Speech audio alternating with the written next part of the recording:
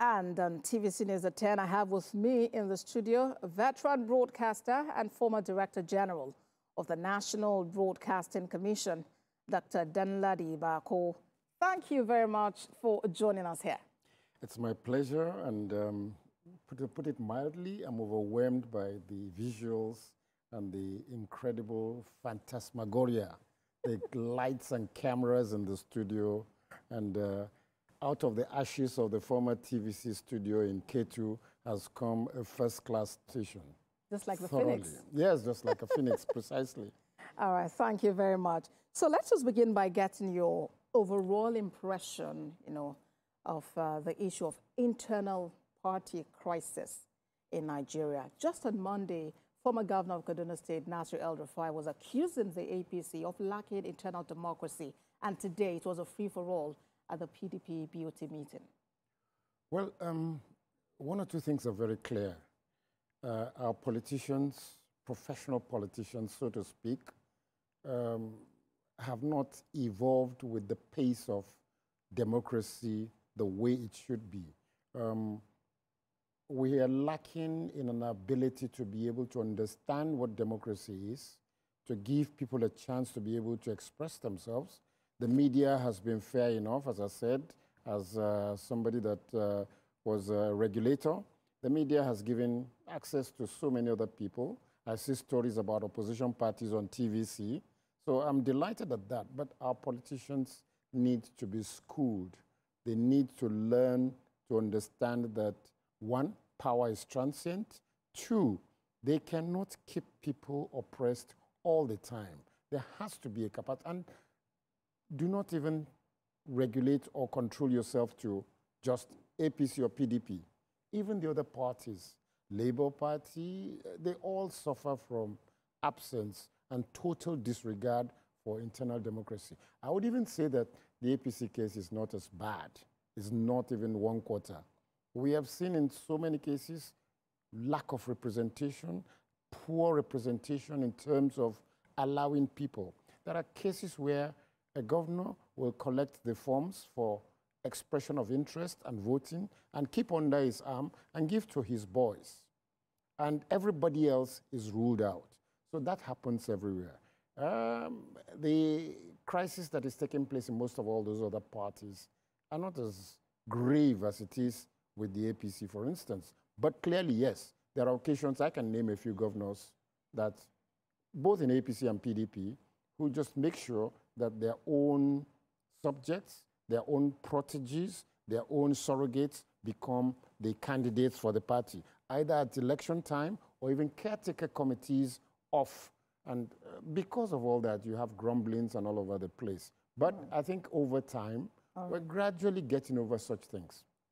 All right. Well, now let's talk about our own industry, media. I'm taking a cue from the U.S. White House, which now has a broadened, press pass and pull with both new and internet media as it is.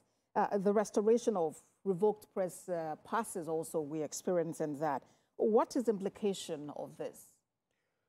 Well, the nature of the traditional legacy media, the big media that control opinions in the US and everywhere in the world, the CNNs, the NBC, the ABC, and even in Europe, the BBC, are facing stiff competition from social media.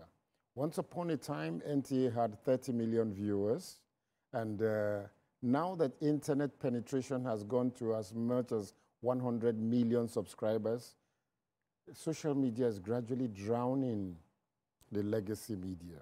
And for whatever it's worth, the passes and the options that are available now, especially in places like the US, where even President Trump was ignored or banned or suspended by Twitter, and he went ahead to create Truth Social. It tells you that democracy is bad. We also run a risk of conflagration of opinions because so many voices are at cross purposes.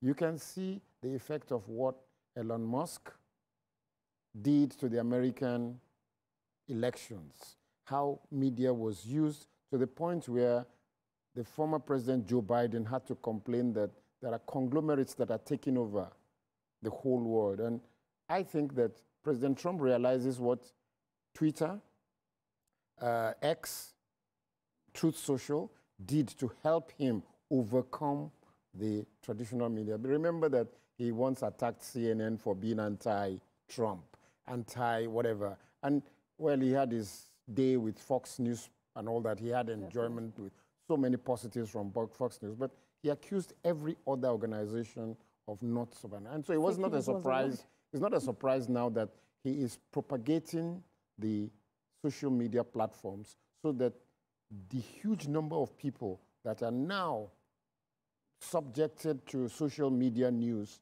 are increasing by the day.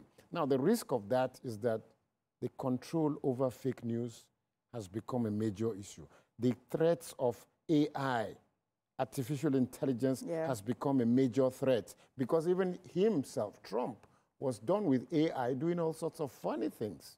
So I am waiting to see how the regulation of AI as a news content producer will affect decision-making and voter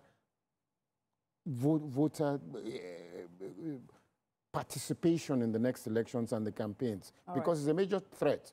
Because the social media now has literally created so much platforms that threaten. Fortunately, yes, TVC, so many other platforms are onto social media as well. Yeah, I was going to ask what you think about the performance of broadcast, and press stations with the spate of internet penetration as it is now. They must just get involved in, and as I said to you just now, when Twitter and X were giving Donald Trump challenges, he went ahead to create Truth Social. We in Nigeria have not made use of the opportunities that are available. So we still depend on Twitter. We still depend on Facebook. Where are our own entrepreneurs? Where is NITDA? How do we get a lot of Silicon Valley graduates to be able to create our own internet platforms and internet protocols that will propagate our, while we're busy complaining that up till tomorrow the West does not give us the recognition we need as a country and as a black race? Why are we sitting back and not using all the talents that we have to create our own social media, internet protocols and platforms to be able to tell our own story on the internet? We're still lagging behind because we still don't have enough platforms. We don't have any representation in the gross big valley that is Silicon Valley and the internet. So we need to be able to wake up and begin to design what is favorable for us instead of depending on X, instead of depending on Facebook. Why can't we have our own Mark Zuckerberg? It appears you're already answering the next question, which is whether Nigeria should, and how exactly should Nigeria open up, the space for online media side by side the legacy media? I think we need to be able to sit back and say, what do we want to do with the media we have? Fortunately, there's enough internet penetration to people. We have just not marketed our social media platforms and corrected them and sanitized them. First of all, we need to sanitize them because those platforms now have become veritable tools in the hand of mischief makers. I was sitting down yesterday. Somebody sent a message that one high-level bandit, Bello Turji, had been killed and arrested or whatever. And it turns out that the military comes out today and says that, no, Bello Turji has not been apprehended. So every day we get stories. A tanker, oil tanker falls off the bridge and burns, and people say 1,000 people were dead. Whereas we don't know the real figures. Yeah. So these days that everybody tries to be a journalist to threaten the job of you and I, people send all sorts of information. So we must go back and create the regulatory framework for the internet first, then go ahead and invest in young people that can carry the internet and make a whole competitive market outside what operates in Europe, TikTok, Facebook, Twitter, all of those. Create our own platforms that will generate our own stories. Our own stories must carry first. Why are we going to be dependent on, as it is now, we spoke earlier today, the President of America is threatening to deport a lot of people. We, you and I will wait for CNN to tell us about that story about Nigerians in the US. Whereas we don't have reporters, we don't have correspondents, NTA, TVC, AIT should be reporting what our Nigerians are suffering there and the list and who. So if we had all those platforms, we won't depend on the BBC and CNN to tell us. But now we have to wait and see. All information must be brought through TikTok, through Twitter, through all other platforms. Now, that's not good for us because we don't even know the number. We don't know where they're based. We don't know where the huge populations are. We'll just sit back here and aircraft will be dropping Nigerians from all over the world. And that also speaks to funding. You know, a lot of support is necessary. Absolutely. But I must also congratulate, I must say the efforts that the president is doing in terms of recognizing some of these things in the broadcast sector. We need to now be able to wake up. This studio is evident of the desire he has for first-class television broadcast. And I think that you need to now expand it and make sure that you can get enough correspondents all over the world. Yes, across the... It would cost a lot of money, but it is worth it because when I hear a story from New Jersey or Manhattan or San Diego, or Nigerians facing this... That's the future. That's the future, and we'll get there. Veteran broadcaster and former Director General, National Broadcasting Commission, Dr. Danladi Bako, thank you very much for your time on TVC News at 10. My pleasure all the time, and you guys are doing well. I'm delighted. I wish you the best. Thank you. Thank you.